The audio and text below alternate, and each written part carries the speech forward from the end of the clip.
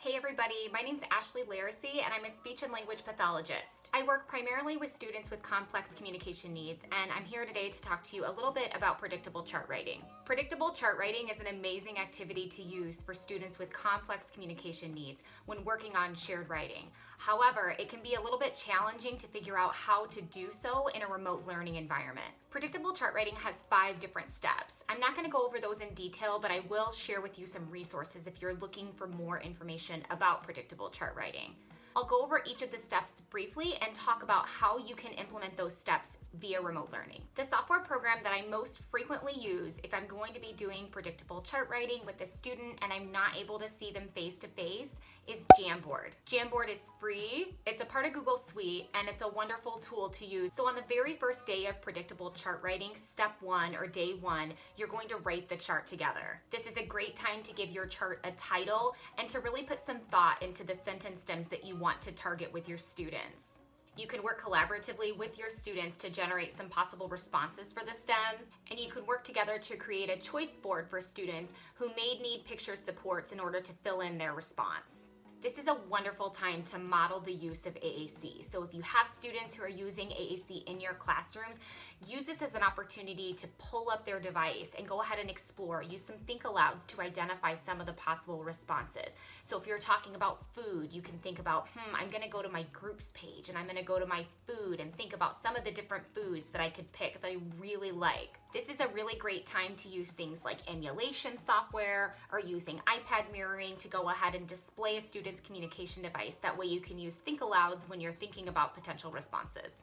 Whenever you're writing your chart, it's always important to line up the repeated words, that way your students can see the pattern. You can use things like different colors for individual student responses. You can put student names in parentheses at the end to help you keep track of their responses. It's really important to think when you're generating your STEM. What are some different core vocabulary words that you could put into your sentence STEM? Some sight words that you might be working on. So really thinking about that, pulling in things that you're already targeting within the curriculum when you're formulating and thinking about those sentence stems in advance. In predictable chart writing, we're putting a lot of attention to the process of writing. So if you're not someone that wants to use Jamboard for step 1 of the activity, that's totally okay. What you can do is you can use a document camera to show and demonstrate the chart being written, or you can set up an iPad with mirroring software to act as if it were a document camera to show the students the chart being written as you're making the chart.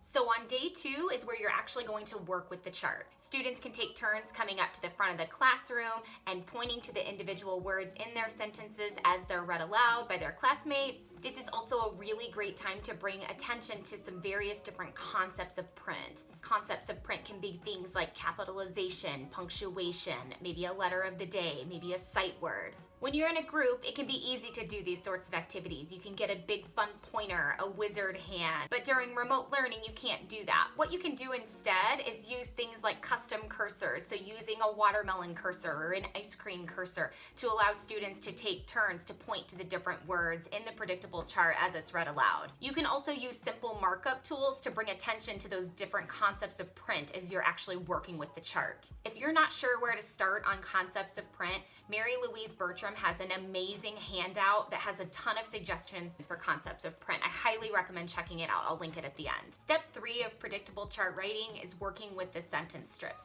So in this step, each student is going to get a sentence strip with their individual sentence stem and the response that they provided. They're going to work together with another person to identify the word boundaries and cut apart the individual words, and then work on putting them back into the correct order and gluing them on paper. Again, you can see how this can be tricky to do via remote learning, but this is where I think Jamboard really comes into play. Jamboard has a sticky note tool that you can use to type out individual words on the sticky note. If you're working with a student who is still working on identifying some of those word boundaries, you can use different colors of sticky notes, or you can use white. You can use the laser tool for your student to identify the word boundaries by swiping between words instead of cutting. And then the sticky notes can be mixed up so that your student has the opportunity to rearrange them and put them into the correct order. If you have a document document camera, you can certainly use that for this step as well, but this is going to be a time where you might provide some more caregiver coaching through the steps in step 3. Step 4 is where you're going to work on being the sentence.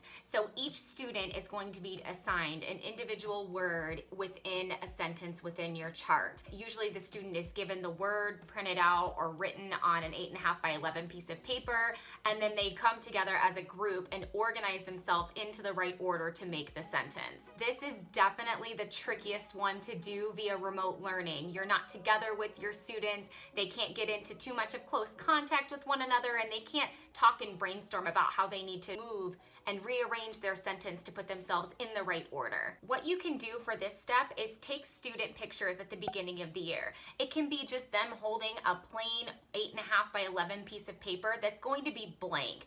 Then throughout the year, as you're making your charts, you can use simple editing software to give them a word by marking up that photo that you used at the very beginning of the year. Then what you can do is upload those pictures into a jam. Students are going to work on it collaboratively, so they're going to work on the same jam at the same time. Maybe they're only working on moving their picture or their word to put it into the correct order. Step 5 in predictable chart writing is where your students are going to illustrate and publish their book. For illustrations, you can allow your students to draw different pictures about their sentence within the predictable chart, or they can find Google Images online. They can get magazine clippings. There's a ton of different ways that you can illustrate the book. Once every student does this for their line within the predictable chart, the pages are put together and then it's saved as a classroom book that students can reference at a later time for leisure, for breaks. So the way to do this using Jamboard is in step 3. When you reorganize the individual words within your sentence, you can take the page from that jam and they can insert their own illustration there. They can actually pull directly from Google Images when they're working within a jam, or they can use the tools within a jam to draw their own picture. There's a pen and a highlighter and a shape tool. If you want your student to actually draw something, or that's what they prefer, you can have them send you a picture of what it is that they drew and just go ahead and import that into your jam. When your jam is done, you can download it as a PDF and share it with your students. Just make sure that you have the appropriate photo releases for your students in the event that you are using student photos,